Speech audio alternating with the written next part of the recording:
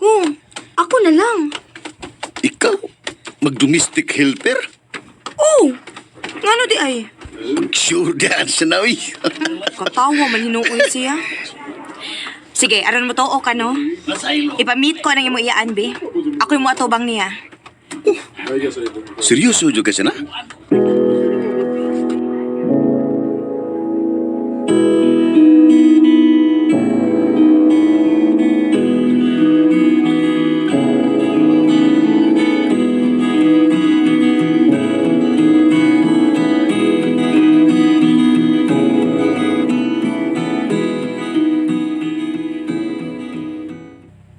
Unsa? Mularga kag Kuwait? Mga apply pa ko, ma. Pero positive ko nga, dali ra nga akong paglarka. Di man ko maglisod kay na naman ko yung employer daan. Diin mo sa kana siya na. Sa iyaan ni Mark pa, nauli man, gikan sa Kuwait. Uy, Unya, nanugo niyang amo nga may taugo sa ka-helper diri. Maayo ko nun ang kailan niya kay kasalikan gyud ba? So, matik na gyud nga makalarga gyud ko. Pero mularga gyud kog Manila kay naaman dito ang agency nga ako applyan. Nya, mapa, bayad ng daan ang processing sa akong visa o papeles, ana. So, sa ato pa, klaro na gyud akong paglarga sa Kuwait.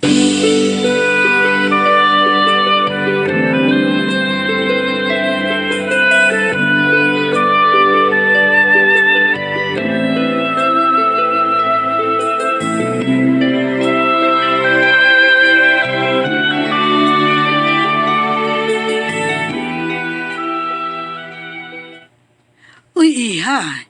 Aalis ka din papuntang Kuwait? Opo, ma'am. Sa liit mong yan? Kakayanin mo kaya ang trabaho doon as domestic helper? Ang lalaki ng mga bahay doon, Iha. Ang bibigat ng mga lilinisin mo doon. Kung ako sa'yo, huwag ka na lang tumuloy. Give up ka na lang. Ang liit ng katawan mo. Huwag ka na lang umalis.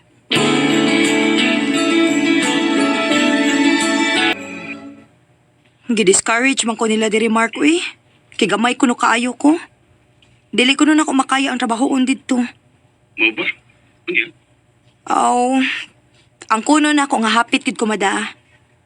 Pero na-realize na ko nga, swerte na kaayo ko, ani, uy. Usa pa, maikog ko sa employer kay nakabayad na ba sila sa pag-process sa akong papeles o working visa. so, mupadayon ka? Oh, Mark.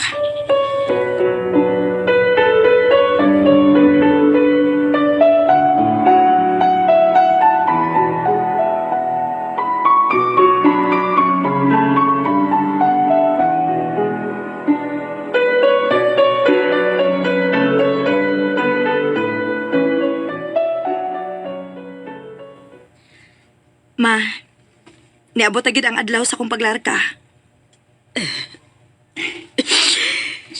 Imo magiging kagustuhan, nak. Wa na mi mahimos papa di po. Mao. Bisan tuon og supak sa among buot ka malayo ka namo.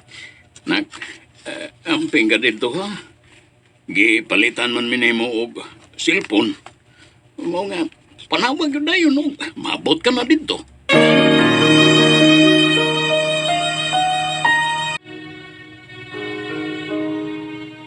Niabot gud ang adlaw sa kong paglarga sa Kuwait, Marcela.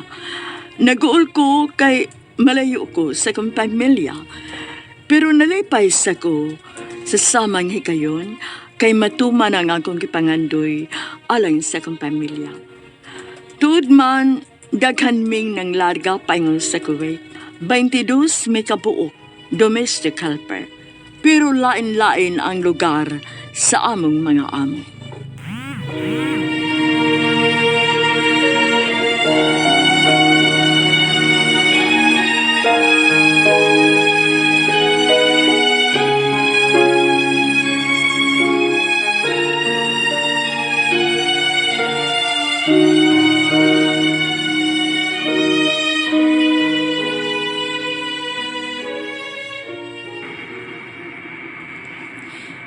Sakay namin ng eroplano pa ingon sa Kuwait. Daghan man day mi, uy. 22 mi kabuok, puro TH.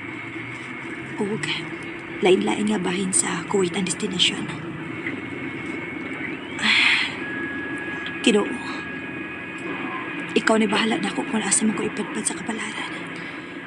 Isalig ko nimo ang tanan. Tungod kay ikaw lamang ang labing gamhanan sa tanan. Ug nahibaw sa gilatid ng daan sa among mga kapalaran. هلا الدولي ونشكرك. Dito na tayo sa Alikre man sa din magbiyahe nga daghan mo. Laliman kag 22 mi kabuok. Shan, magbuwag-buwag na lang ta din sa airport. Kay lahi man tag destinasyon. Olin, saon nga lahi man tag-amo good. Nindot taon tanong kung kauban pa tanong. Mao lagi unta. Nala, sige ha. Bye na. Kay mo ato na ko sa akong sundo. Bye! Amping ka, Shan! Ikaw pod, amping ka ha. Chat-chat ha. Okay. Bye! زخمتين اهل غزه اللي معاك Adun ako sa sundo na ako. على تيرمينال ايري.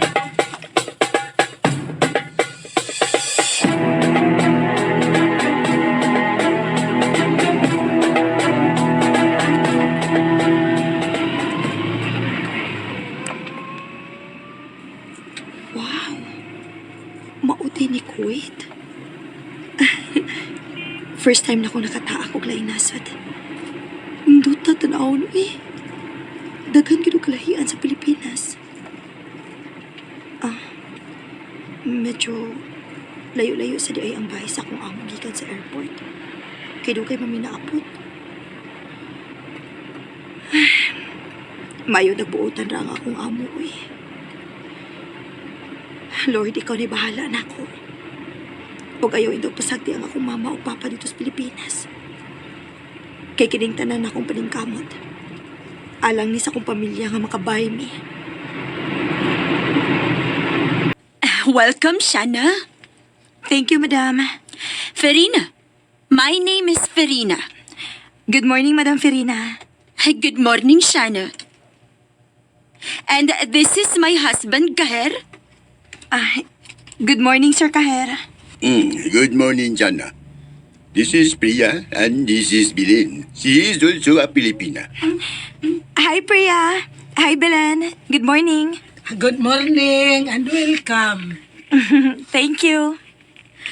So, Belen and Priya, please you give instructions to Shana. Yes, madam.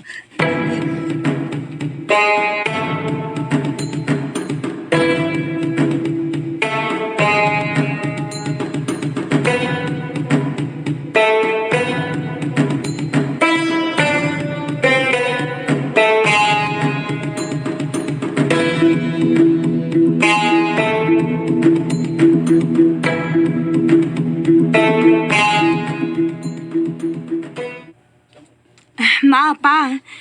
Okay na ko diri sa Kuwait, ha? Ayaw mo kabalakan ako. Maayo noon, nak. Inya, kumusta man imong mga amo diha? Okay naman sila, ma. Mga buutan naman sa nang magtiayon. Si Madam Ferina o si Sir Kaher. Ay, salamat sa Diyos. Kay naluang-luagan akong kabalakan, imo, nak. Ay, kadungog baya ko nga, mga lain ko na silang batasan. Dili maayo mo tratar sa ilang mga katabang. Daog-daogon lang. Hinoon. Tinuod yun dinoon na, ma. Doon nagiingon anak, ma. Pero, dili man sa tanan. Doon naman sa mga buutan o mga tarong nga amo diri good. Parehas na ko. Nakatiming gitawon kog buutan nga amo. Salamat sa Ginoo.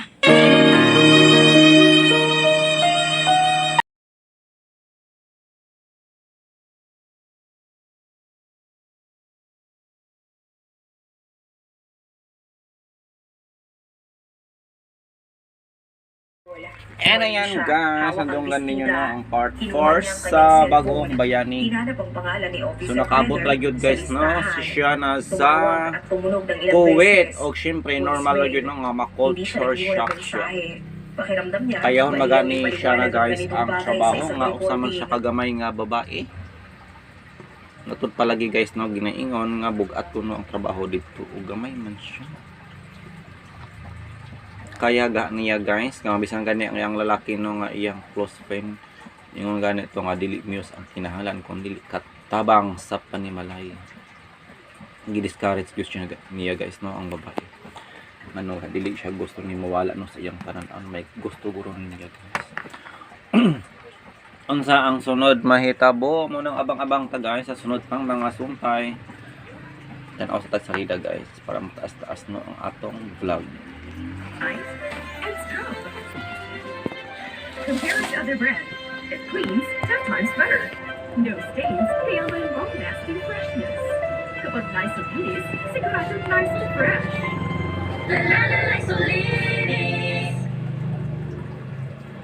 What stands out most in my memory are my failures. But because of them, I'm able to overcome any adversity. And that's Isinilig niya ang bestida sa ilalim ng kanyang braso at lumabas ng bahay. Hinandado niya ang pinto habang naglalakad patungo sa kotse. May biglang sumagi sa kanyang alaala. Isang lumang usapan kay Ang akong gitanaw karon guys, usan na siya no ka viral case nga na about sa usa ka pamilya guys nga nawala no, sabay-sabay nga nawala. O ilang giimbestigahan kung unsa gano ang hinungdan sa pagkawala nila. gumawa siya ng mental na tala, suliin ang bahay bukid. Ang istasyon ng pulisya sa New Holland ay isang payak na gusaling ladrilyo sa gilid ng bayan.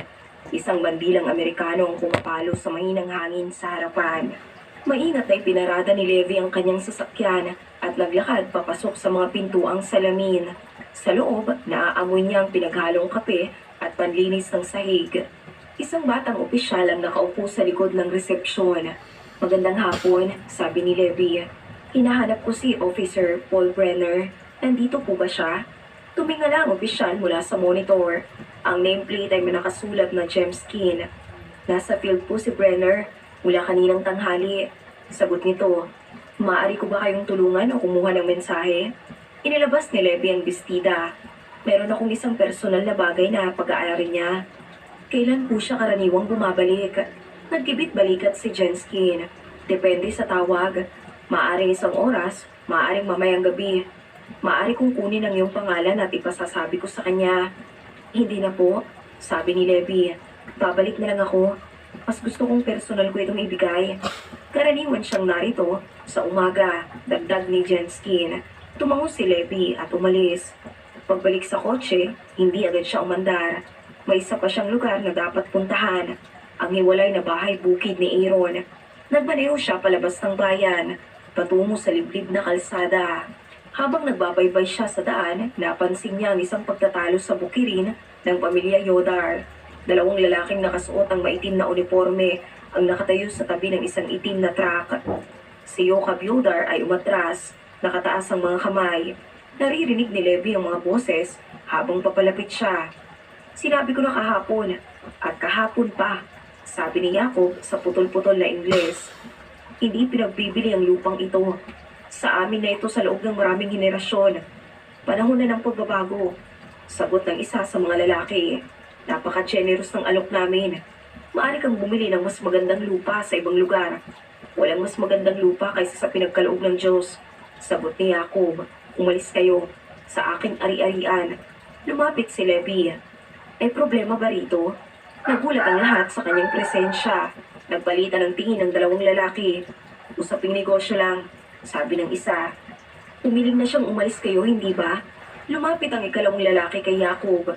Iniisip ninyong ang mga Amish na maaari kayong maupo sa mahalagang lupa habang walang ambag sa progreso. Humawak si Levi sa cellphone at sa bulsa. Ako ay tatawag sa pulis kung hindi kayo aalis ngayon. Muling nagtinginan ng dalawang lalaki. Ang isa ay naglabas ng business card at binato ito sa lupa. Pag-isipan mong alam ko, babalik kami. Sumakay sila sa truck at umalis. Kinabisado ni Levi ang plaka. Pinulot ni Jacob ang card. Salamat, Levi. Araw-araw silang bumabalik. Mas nagiging agresibo. Para saan daw ang lupa? Tanong ni Levi. Development. Sagot ni Jacob. Walang detalye. Huminto siya ng sandali. May mga ganito ring tao 10 taon nang nakalipas bago mawala si Aaron. Nanlamig si Levi. Babanggitin ko ito kay Officer Brenner. Sabi niya, mag-ingat ka. Sabihan mong yung pamilya kapag bumalik sila. Tumango si Jacob. Nagpatuloy si Levi sa pagmamaneho. Mabigat ang pakiramdam. May gumagalaw, may nag-uugnay. At pakiramdam niya, malapit na niyang masabi ang katotohanan. Ang pasukan papunta sa bahay bukid ni Aaron ay binabantayan ng 2 lumang haliking bato na matagal nang tinatamaan ng panahon. Habang bumabagal si Levi upang lumiko, napansin niya ang isang patrol car na nakaparada sa kabilang gilid ng kalsada. Umaandar ang makina. Kakaiba ang bintana ng driver. Sa loob, nakita niya ang isang lalaking may suot na salaming pang-araw. Nakilala niya agad ang mukha, si Officer Paul Brenner. Huminto si Levi at pumarada sa gilid. Tumawid siya sa kalsada. Tinanggal ni Brenner ang salamin at ngumiti ng bahagya. "Levi Lap," sabi niya. "Mabuting nakita kita. Kumusta ka?" "Maayos naman po," sagot ni Levi. "Hinahanap ko po kayo kanina sa istasyon." "Oh?" Bagyang tumaas ang kilay ni Brenner. "May nais sana akong kausapin sa inyo tungkol sa pagkawala ng aking kapatid." Naging seryoso ang mukha ng opisyal. "Ito ay isang kasong hindi ko malilimutan." Lumapit si Levi sa kanyang kotse at kinuha ang bestida. "Inilabas ko ito mula sa baul, mula sa bahay ni Aaron. Inyo po yata ito." Kinuha ni Brenner ang bestida. Inikot-ikot. Nakita ang patch. "Oh, sa akin nga ito. Matagal ko nang nakalimutan." "Paano po ito napunta sa amin?" tanong ni Levi. Huminga ng malalim si Brenner. So kinsagha guys Lumana ko no, sa kanila ang nung salarin umagang sa yun. pagkawala May nai- sa buong pamilya. May kalabutan nga ang pulis guys. Ito hindi nga kaso guys no nga sa Amerika pagkawala sa buong pamilya.